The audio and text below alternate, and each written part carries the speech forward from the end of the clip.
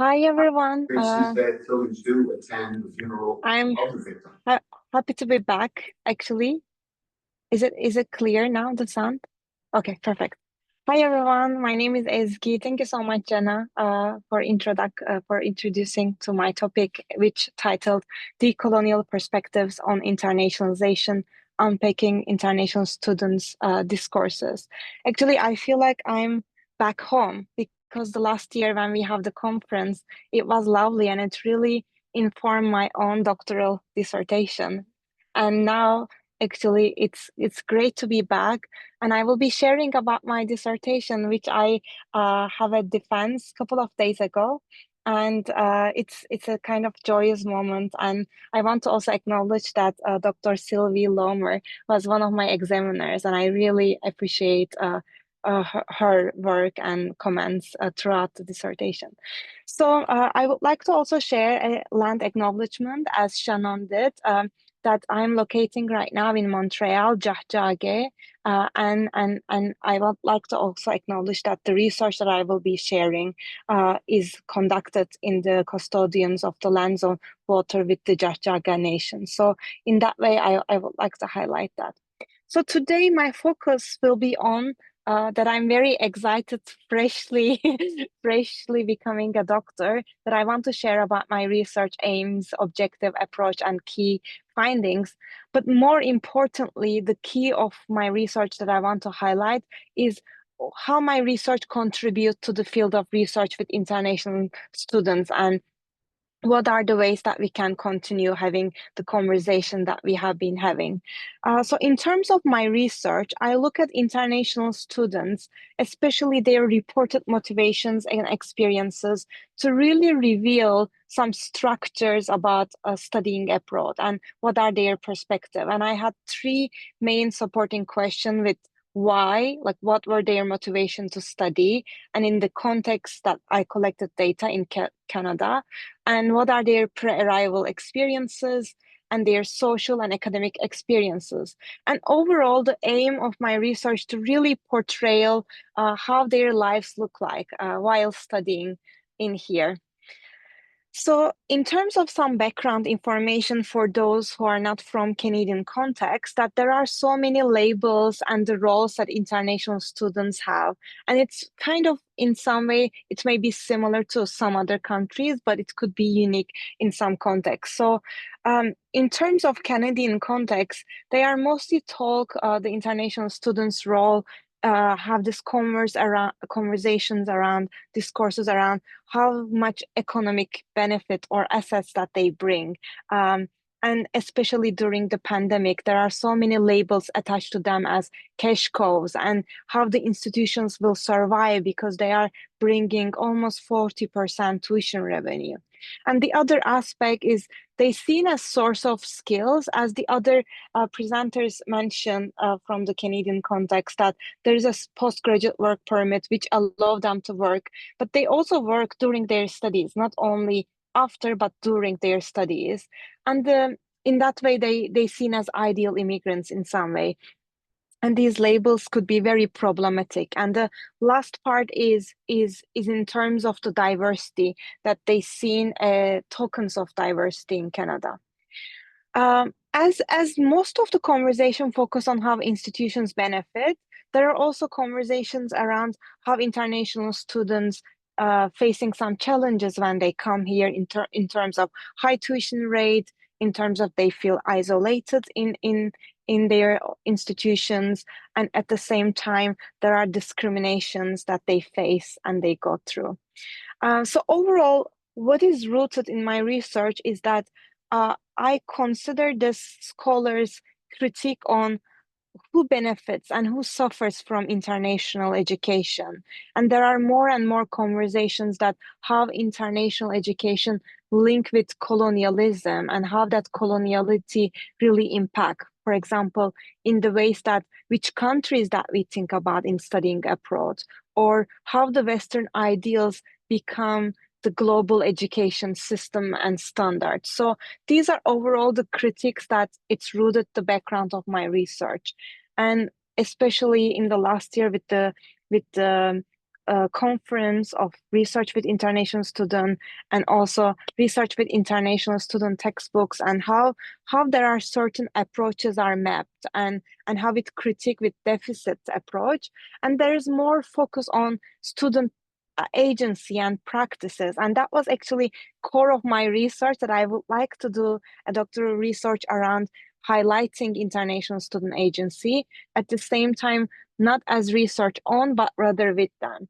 So these are kind of like a way that I was thinking, and maybe I would like to highlight in that sense that I'm also international student. So it was very important for me. Um, so overall, what I've done is I collected the data actually from an English-speaking Quebec context, as Osan was mentioning in a couple of presentation ago.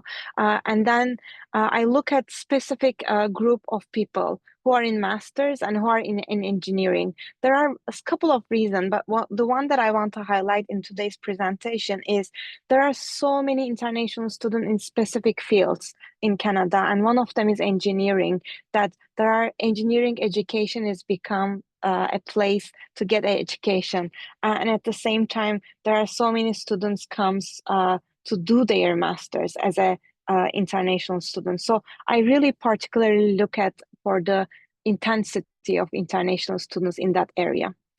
So what I utilize and what I also highlighted in the title is this decolonial lens and decolonial perspective on international education. So it's rooted in decolonial thinking, and in order for me to conceptualize my theoretical framework, I look at these three concepts from decolonial lens: coloniality of power, coloniality of knowledge, and coloniality of being. So colonialism, as we know, the scholars from, especially from the global south, talks about how colonialism and their impact is still to this day is ongoing, with the terminology of coloniality that we see in education, we see interactions with others, and to overcome those forces are the decoloniality and how we could decolonize it. And this coloniality of power looks at certain nations are really dominating the international education market, and there is more and Western centric way of knowing is promoted, and how overall these things impact the identity, especially identity of the students. So I utilize some of the scholars from Global South, scholars from indigenous scholars, and also the ones who mostly talk about decoloniality in Canadian context. So these are the few authors that I want to highlight in terms of my conceptualization of decolonial thinking. In terms of the methodology part, that I utilize critical discourse analysis to really understand international students through this lens, because this is a very methodology, very visual, that I find that the idea of it through the Parker and through Van Dijk, I'm gonna briefly share, not go in details. I'm happy to answer the questions afterwards, but to really see what are the key actors, what are the key objects in their world, in international education world, uh, for my participants, and how these elements, when they play a role, what are the power dynamics we can highlight, what are the different ideologies that we can see. And this is overall, I think, showcase that the international student agency as discourses as their practices, but at the same time how international education structures is playing role with their agency. So this was effective in that way. And lastly, I also utilize with One Day's this idea of us them and how the othering also takes place, which is very important conversation. I'm going to be a little bit faster because of the time, but overall I have 12 participants from various backgrounds, various gender identified by them, various different programs within engineering. And one of the things that I want to highlight, as we say, research with international students, one of the key part that I would say is one of the chapters is actually almost co-written with my participants, that their stories is co-written with them, that I really highlight what they wanted to share with me is there in my dissertation. So I call them participant vignettes. And In terms of few of the questions and what I find in terms of their motivational threads, that they use this terminology a lot, that international students wants to, like, a kind of, they told me that they want to explore the world, and in terms of this world is of course limit to certain countries, but there is this explorer motivation to do study abroad. And in terms of there are different elements around them. And of course, Canada being a huge object in their discourse, that this is the country that they want to come and get the education from. And in some ways, they also mention how they couldn't practice engineering in their home country, that they would like to do it in here because there's an industry. So in overall, in terms of this decolonial lens, we could see that how coloniality and colonialism really playing in terms of their own motivations to come. But these are kind of like overall, um, it was interesting because in a way that they have this agency, but at the same time, how the structures is really shaping the way how we think, the way how we take the actions. So for the pre-arrival world, it's really long, and it really put them in a phase that they really struggle. It's maybe similar to previous conversation with Shannon's, the time that they are just in a waiting phase. They don't know whether that status will come or not. And in terms of this arrival, maybe for Oğuzhan's and Viraj presentation earlier, that almost sometimes the university becomes bubble, and outside what they experience is totally different. And in my context, as they are studying in an English speaking Quebec university, it comes as French as a huge object, and they really try to learn French, and the university is all English with other international students, and they don't really see any Canadian, which they, in the sense that they critique that this discourse around, I thought that Canada in here it's diverse, but I don't see any diversity in terms of the student profile is mainly from Indian students or from South Asian, from other countries.